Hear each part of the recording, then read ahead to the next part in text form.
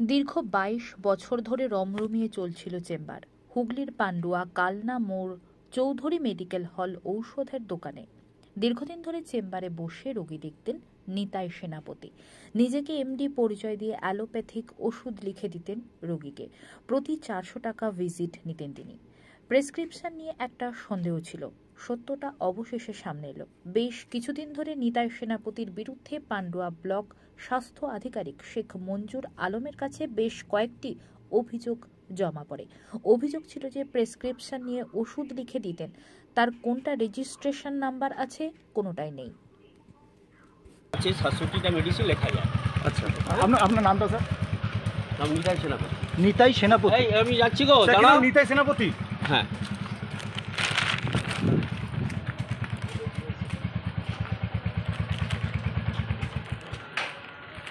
বন্ধ করো, বন্ধ করো। না, বন্ধ করে আমার লাগবে। ঠিক আছে। এরকম চেম্বার করেন, এরকম এমডি নামে তো ডাক্তারবাবু দেখিয়ে নাকি ঠিকঠাক নয়। ঠিক আছে, তো এটা নিয়ে একটা কমপ্লেন আছে। এটা নিয়ে হচ্ছে একটু আপনার সঙ্গে একটু কথাবার্তা বলতে চাই। চেম্বারটা শেষ করে নি? হ্যাঁ, চেম্বার শেষ করেন। আপনি আগে বলে দিন। আমাদের বিএমআই স্যার, আমাদের পঞ্চায়েত সমিতির সভাপতি।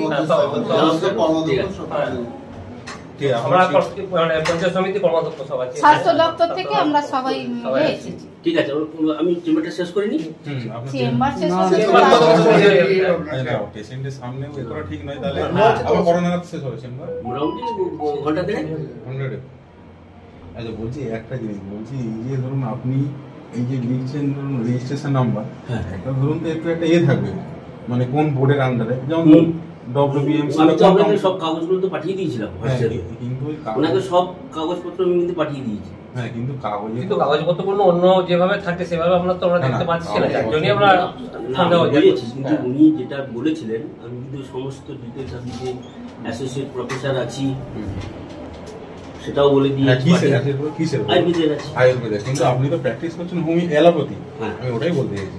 সেটা আমি তো পাঠিয়েছি আপনাকে, কাগজপত্র সবকিছু পাঠিয়ে দিয়েছি। অ্যালোপ্যাথিতে আপনি যদি প্রেসক্রাইব করেন তাহলে আপনার তো মানে এটা তো হচ্ছে না, ক্রাইটেরিয়া ম্যাচ হচ্ছে না। আপনি আয়ুর্বেদিক প্র্যাকটিস করেন, কোনো অসুবিধা নেই। কথাটা সেটা নয়, কথাটা আপনি তো জানেন এখন সবাই পারমিশন পেয়ে গেছে না, ওয়েস্ট বেঙ্গলে সবাই না। ওটা না, ওটা বেসিক। অলরেডি আপনাকে আমি অর্ডার কপি, একটা অর্ডার কপিও দিয়েছি, সার্টিফিকেটের এমডি এটা দিয়েছি, পাঠিয়েছি তো।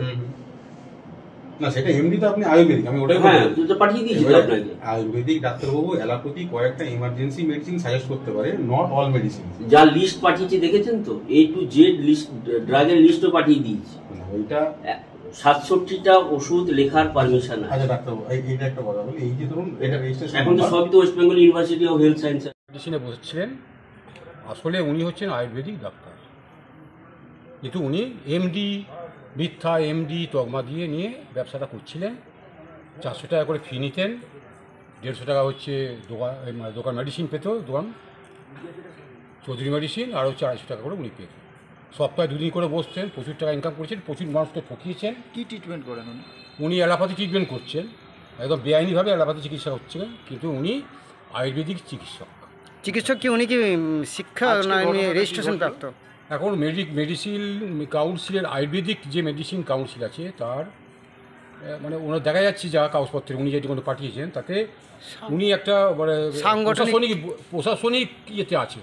হ্যাঁ, সুপার, কোথাকার সুপার, চিকিৎসা করবেন এরকম কিছু আজকে চিকিৎসক হিসেবে কোনো ডকুমেন্টস সেরকম পাওয়া যায়। আজকে কি হলো?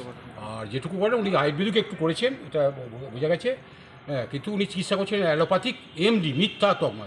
এটাকে ভুয়ো চিকিৎসক বলা যেতে পারে? ভুয়ো অ্যালোপ্যাথিক চিকিৎসক বলা যেতে পারে? ভুয়ো অ্যালোপ্যাথিক চিকিৎসা মানে অ্যালোপ্যাথি